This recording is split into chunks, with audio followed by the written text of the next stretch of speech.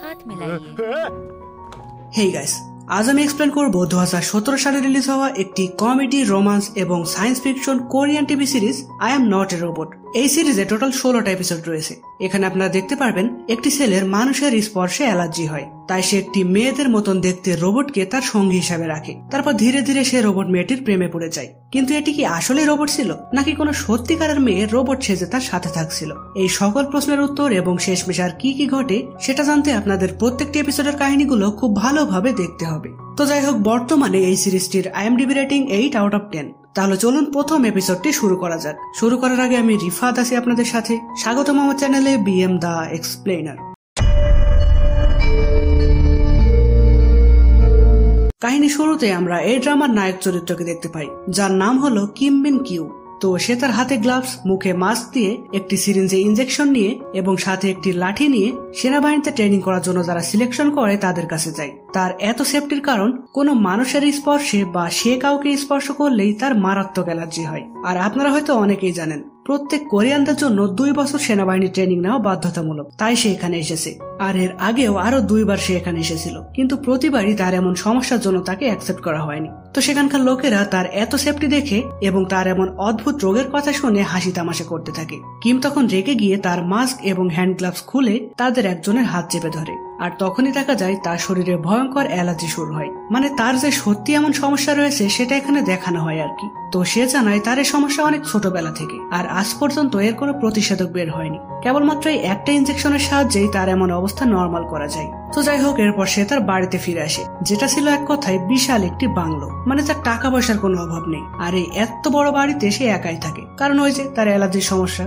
তো ভিতরে গিয়ে দেখা যায় সে কারো জন্মদিন পালন করছে, কিন্তু এটি কোনো মানুষ বা প্রাণী ছিল না। এটি ছিল তার বাসার একটি ক্লিনার রোবট। মানে তার এই একাকী জীবনে এগুলোই তার নিত্যদিনের বন্ধু, তাই এগুলোকে সে অনেক কেয়ার করে। তো এরপর আমরা জো জিয়া নামে একটি মেয়েকে দেখি, যে কিনা এই ড্রামার নায়িকা। সে একটি দোকানের সামনে অনেকগুলো মানুষের সাথে লাইনে বসেছিল, তার কারণ তারা এখানে এসেছে একটি লিমিটেড এডিশনের গিফট কেনার জন্য, যেটা খুবই রেয়ার। তাই তারা সারা রাত ধরে সেটি কেনার জন্য এখানে বসে রয়েছে। তো দোকান খোলা মাত্রই জিয়া এক প্রকার সবার সাথে লড়াই করে তার কাঙ্ক্ষিত গিফটটি পেয়ে যায়। কিন্তু সেটা নিয়ে বাইরে আসার সময় একটি বাচ্চার হাতে থাকা আইসক্রিম সেই গিফটে ছুঁয়ে যায়, যেটা জিয়া একদমই খেয়াল করে না।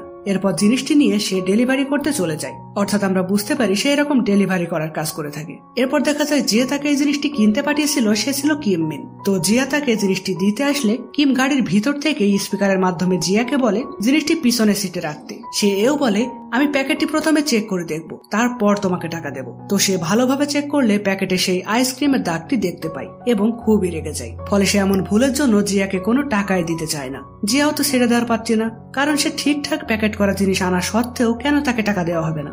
এই নিয়ে তাদের দুজনের মধ্যে ঝামেলা বাঁধলে কিম সেখান থেকে পালাতে গিয়ে তার গাড়িতে ধাক্কা খেয়ে জিয়া পড়ে যায়। কিম তো তখন খুবই ভয় পায়, আর সে গাড়ি থেকে নেমে যখন জিয়া ঠিক আছে কিনা দেখতে আসে তখন জিয়া কিমকে পাকড়াও করে ধরে। মানে সে এতক্ষণ অজ্ঞান হয়ে থাকার ভান করছিল। তো কিম তখন জিয়ার থেকে দূরে যাওয়ার চেষ্টা করতে থাকে, কারণ জিয়া তাকে টাচ করলে তার আবার অ্যালার্জি অ্যাটাক শুরু হবে। তাই সে দ্রুত গাড়িতে ফিরে এসে সেখান থেকে পালিয়ে যায়। বাড়িতে ফিরে সে তার পার্সোনাল ডাক্তারের সাথে দেখা করে, যার নাম ছিল ডক্টর ও, যে কিনা বিগত 15 বছর ধরে কিমের এমন রোগের চিকিৎসা করছেন। তো এখানে ডক্টর কিমকে একটি স্মার্ট ওয়াচ দেয় এবং জানায় এটা তোমার হার্ট রেট কাউন্ট করবে। স্বাভাবিক অবস্থায় এটা থাকবে নীল রঙের। হার্ট রেট যত বাড়তে থাকবে এটার কালার চেঞ্জ হতে থাকবে, আর যদি এটার স্কোর 2000 ক্রস করে ফেলে তাহলে এটা লাল রঙের হয়ে যাবে, আর তখন তুমি মারাও যেতে পারো। তো যাই হোক, পরের দিন কিমের বাড়ির সামনে আমরা 2 জন লোককে দেখতে পাই, যাদের নাম সানিপ এবং হোকতাল। তার একটি ড্রোনের সাহায্যে কিমের কাছে একটি পেন ড্রাইভ পাঠায়। কিম সেটা কানেক্ট করলে সেটার ভিতরে থাকা একটি ভিডিওতে দেখা যায় ডক্টর হং বেক কিউন নামে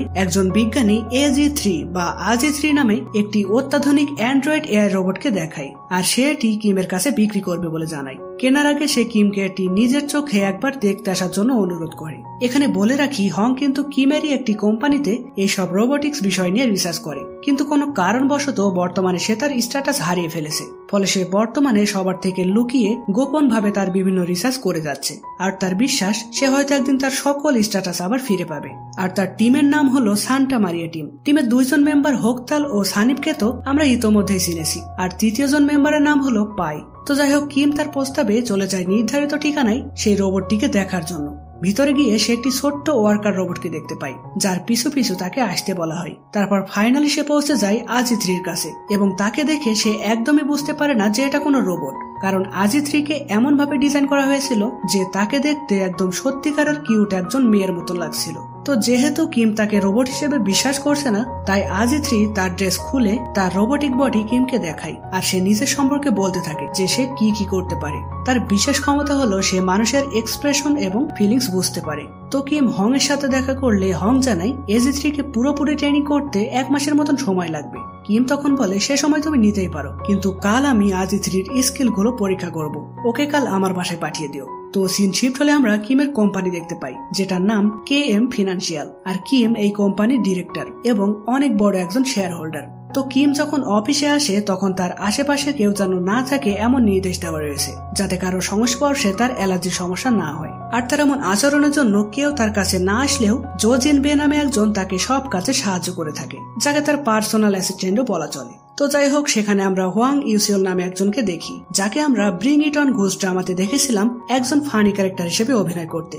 আর এই ড্রামাতে ইউসিওল কিমের কোম্পানির CEO. By the way, bring it on ঘোষ ড্রামাটিও কিন্তু অনেক চমৎকার একটি ড্রামা, যেই কাহিনীটি আমি অলরেডি এক্সপ্লেন করেছি। সেই ভিডিওগুলো আপনারা প্লেলিস্ট আকারে এই ভিডিওর ডেসক্রিপশন বক্সে এবং উপরের আই বাটনে দেওয়া লিঙ্কে পেয়ে যাবেন, চাইলে অবশ্যই দেখে আসতে পারেন। তো যাই হোক, কিম অফিসে এসে একটি মিটিং এর মাধ্যমে জানতে পারে সান্টা মারিয়া টিমের কোম্পানিকে ইউকের বোল্ড গ্রুপের কাছে বিক্রি করে দেওয়ার সিদ্ধান্ত হয়েছে। কিম তখন জানতে চায় সান্টা মারিয়া টিম আসলে কি নিয়ে কাজ করছে এবং তাদের এ পর্যন্ত অ্যাচিভমেন্টটা কি। তখন তারা জানায় ওই টিমের এখন পর্যন্ত কোনো অ্যাচিভমেন্ট নেই, সেজন্যই মূলত আমরা ওই কোম্পানিকে বিক্রি করে দিতে চাই। এদিকে জো জিন বেকে একজন সিনিয়র কনভিন্স করতে থাকে কিমের হয়ে সে যেন আর কাজ না করে, কারণ সে জানায় ইউসিএল হলো কিমের বাবার বন্ধুর ছেলে। যদিও ছোটবেলায় তারাও বন্ধু ছিল, কিন্তু বর্তমানে কোম্পানি নিয়ে তারা একে অপরের প্রতিদ্বন্দ্বী। আর কিমের আন্ডারে কাজ করলে কেউ 1 মাসও টিকে থাকতে পারে না। তাই তুমি যদি এই কোম্পানিতে টিকে থাকতে চাও তাহলে আমার কথা মতন চলো। তো অন্যদিকে আমরা জিয়াকে দেখি, সে একটি লোককে দিয়ে হার্ট শেপের মতন একটি ল্যাম্প তৈরি করাতে চাই, যার একটিতে হাত রাখলে সেটি জ্বলে উঠবে এবং ইন্টারনেট কানেকশনের মাধ্যমে তার অপর ল্যাম্পটিও একই সাথে জ্বলে উঠবে, তা সেটা যত দূরেই থাকুক না কেন। সে ডেলিভারি গার্ল হওয়ার পাশাপাশি এমন উদ্ভট জিনিস তৈরির আইডিয়া বের করতে থাকে, অর্থাৎ সে একজন ইনফ্লুয়েন্সার। তো সে তার ভাইয়া, ভাবি এবং 8 বছরের ছোট ভাতিজির সাথেই থাকে। এখানে দেখা যায় জো জেন বে হলো জিয়ার ভাই আর তার ভাবি হলো তারই কলেজ ফ্রেন্ড। তো বাড়িতে ফিরলে জিয়াকে তার ভাই অনেক বকাবকি করে তার এসব উদ্ভট কর্মকাণ্ডের জন্য। সে চায় জিয়া ভালো কোনো চাকরি করুক, কিন্তু জিয়া এসব নিয়ে পড়ে থাকে। এমনকি এসব করতে সে অনেক টাকা ধারও নিয়েছে। জিয়া তাকে বলে, বাবা মারা যাওয়ার পর তুমি আমার সব, তুমি কি কখনো আমার কাজকে সাপোর্ট করবে না? জো বলে, তোকে তো এখানে থাকা খাওয়ার কোনো পয়সা দিতে বলছি না, শুধু সব উল্টাপাল্টা কাজ করা বাদ দিয়ে ভালো কোনো চাকরি খোঁজ, লাইফে শর্টকাট কিছু খোঁজা বাদ দে। তার এমন ব্যবহারে জিয়া মন খারাপ করে সেখান থেকে চলে আসে। এদিকে আজি-3কে কিমের কাছে পাঠানোর জন্য ঠিকঠাক করা হচ্ছিল, তখন পাশেই হোকতাল জুস খাচ্ছিল। সে জুসের বোতলটি ডাস্টবিনে ফেলতে গিয়ে 1 ফোঁটা জুস আজি-3র মেন জায়গায় গিয়ে পড়ে, আর সাথে সাথেই শর্ট সার্কিট হয়ে আজি-3র কিছু পার্টস নষ্ট হয়ে যায়। তারা তখন বিভিন্ন জায়গায় ফোন করতে থাকে আজি-3 নষ্ট হয়ে যাওয়া পার্টস পাওয়া যায় কিনা। শেষমেশ একজনের কাছে সেই পার্টসের সন্ধান পাই, কিন্তু সেটি আসতে 2 দিন সময় লাগবে। হং তখন কিমকে ফোন করে 2 দিন সময় চাই, কিন্তু কিম জানাই 2 দিন পর তোমাদের কোম্পানিকে বোল্ড গ্রুপের কাছে বিক্রি করে দেওয়া হবে, তাই তোমার হাতে মাত্র কালকের দিনটাই সময় রয়েছে। এখানে বোল্ড গ্রুপের কথা শুনে হং সার্চ করে দেখে ওই গ্রুপের লিডার মার্টিন খুবই খারাপ একজন মানুষ। আজি-3কে হাতে পেলে সে তাকে কোনো খারাপ কাজে ব্যবহার করতে পারে, তাই সে চাচ্ছিল যেভাবেই হোক আজি-3কে যেন কিম পছন্দ করে এবং তাদের কোম্পানি যেন বিক্রি করা না হয়। কিন্তু আজি-3 তো এখন নষ্ট হয়ে গেছে। তখন সে জিয়ার একটি ছবি দেখতে থাকে। এখানে আমরা জানতে পারি জিয়া ছিল হং এর এক্স গার্লফ্রেন্ড, আর আজি-3কে সে একদম জিয়ার চেহারার মতন তৈরি করেছে। মানে আজি-3র আসল মডেল হলো জিয়া। আর এখন আজি-3 নষ্ট হয়ে যাওয়ায় আজি-3 জায়গায় সে জিয়াকে রোবট সাজিয়ে কিমের কাছে পাঠানোর সিদ্ধান্ত নেয়। তো জিয়ার যেহেতু দেনা শোধ করার জন্য টাকার প্রয়োজন এবং হং এরও জিয়ার প্রয়োজন, তাই হং জিয়াকে ফোন করে বলে, আমি তোমাকে $10,000 দেব, বিনিময়ে তোমাকে 1 দিনের জন্য একটি পার্ট টাইম জব করতে হবে।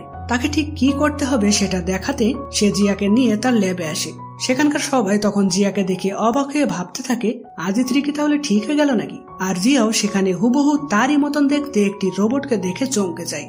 সে তখন সেখান থেকে চলে এসে সানহি নামে তার বেস্ট ফ্রেন্ডের সাথে দেখা করে যে তার এই কাজটা করা ঠিক হবে কিনা সে বিষয়ে আইডিয়া নিতে। সানহি ছিল একটি ক্যাফের মালিক এবং তাকে প্রেম সম্পর্কিত গুরু বলা চলে। তো জিয়ার কথা শুনে সে মজা করতে থাকে যে তোর এক্স বয়ফ্রেন্ড তোর মতন দেখতে রোবট বানিয়েছে। সানির মজা দেখে জিয়া তার বাড়িতে ফিরে আসে, কিন্তু বাইরে থেকে সে শুনতে পায় তার ভাই বলছে তার ধার দেনা পরিশোধ না করলে জিয়া যেন তার বাড়িতে না ঢোকে। ফলে এক প্রকার বাধ্য হয়ে জিয়া হংয়ের কাছে গিয়ে বলে, আমি তোমার কাজ করতে রাজি, তবে আমাকে 1 লক্ষ টাকা দিতে হবে, কারণ তুমি আমার পারমিশন ছাড়া আমার মতন দেখতে রোবট বানিয়েছো। হং জিয়াকে 1 লক্ষ টাকা দিতেও রাজি হয়, কারণ রোবটটি কিমের কাছে সে বিক্রি করতে চলেছে প্রায় 100 কোটি টাকার বিনিময়ে। সেখানে 1 লক্ষ টাকা খরচ করা তেমন কোনো ব্যাপারই না। তো জিয়াকে তখন সবাই মিলে আজিত্রির আচার ব্যবহারগুলো শেখাতে থাকে। তাকে আজিত্রির মতন ড্রেস পরিয়ে দেওয়া হয়, তার বডিতে স্টিলের পার্ট লাগানো হয়, এমনকি তার চোখে একটি লেন্স লাগানো হয় যেটা সরাসরি আজিত্রির সাথে কানেক্টেড। মানে এটার সাহায্যে সে আজিত্রির মতন দেখতে পাবে এবং আজিত্রি তাকে নির্দেশনা দিবে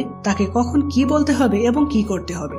এদিকে কিম লক্ষ্য করে তার গলায় একটি নেকলেস ছিল, সেটা সে কোথাও খুঁজে পাচ্ছে না। তখন তার মনে পড়ে জিয়ার সাথে ডেলিভারি নিয়ে তার যে হাতাহাতি হয়েছিল তার মাঝেই সেটি খুলে জিয়ার কাছে চলে গিয়েছিল।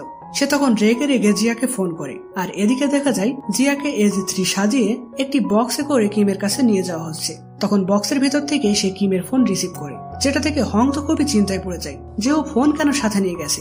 তো কিম জিয়াকে বলে, তুমি আমার নেকলেস ফেরত দাও, না হলে আমি কেস করব। কিন্তু কিমের নেকলেসটি জিয়ার কাছে চলে এসেছিল কিনা সেটা জিয়া জানতো না, তাই সে উল্টো কিমকেই ধমক দেয় যে তুমি আমার টাকা না দিয়ে চলে গেছো, কেস তো উল্টো আমার তোমাকে করা উচিত। তো কিমের বাড়িতে পৌঁছালে জিয়া কিমের ফোন কেটে দেয়। এরপর হংয়ের কথা মতন সে চোখ বন্ধ করে একটি রোবটের মতন দাঁড়িয়ে পড়ে। তখন কিম তার কাছে এসে হোকতাল ও সানিবকে চলে যেতে বলে যখন আজিত্রি সেজে থাকা জিয়াকে হাই বলে, তখন জিয়া চোখ খুলে কিমকে দেখে একদম ভূত দেখার মতন চমকে ওঠে। তো একটি রোবট হয়ে তার এমন ব্যবহার তো সত্যি অবাক করার মতন। কিম কি তাহলে বুঝতে পেরে গেল যে সে আসলে একজন মানুষ? এইরকম প্রশ্ন রেখেই প্রথম এপিসোডটি এখানেই শেষ হয়। তো গাইস, আপনারা যদি নেক্সট এপিসোডের কাহিনী জানতে চান তাহলে অবশ্যই কমেন্টে লিখে জানাবেন।